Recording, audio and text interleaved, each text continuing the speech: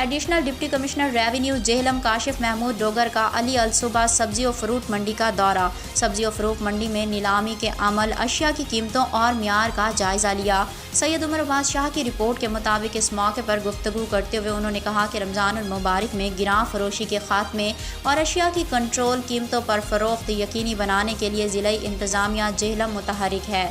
سبزی و فروٹ سمیت اشیاء خورد و نوش کی قیمتوں کے حوالے سے کوئی مسئلہ پیدا نہیں ہونے دیا جائے گا۔ حکومت پنجاب کی ہدایت پر ضلعی انتظامیہ اشیاء خورد و نوش کی طلب و رسد اور قیمتوں کو مانیٹر کر رہی ہے۔ تحصیلوں میں اسسٹنٹ کمشنرز اشیاء خورد و نوش کی دستیابی اور سبزی و فروٹ منڈیوں میں نیلامی کے عمل کو مانیٹر کر رہی ہیں۔ Additional deputy commissioner revenue Kashif Mahmood نے کہا کہ رمضان المبارک جیسے بابرکت ماہ میں ناجائز منافع خوری اور مصنوعی مہنگائی ہرگز برداشت نہیں ہوگی۔ انہوں نے مارکیٹ کمیٹی کے عملے کو اشیاء خورد و نوش کی قیمتوں کو کنٹرول میں رکھنے کے لیے ضروری اقدامات کرنے کی ہدایت کی۔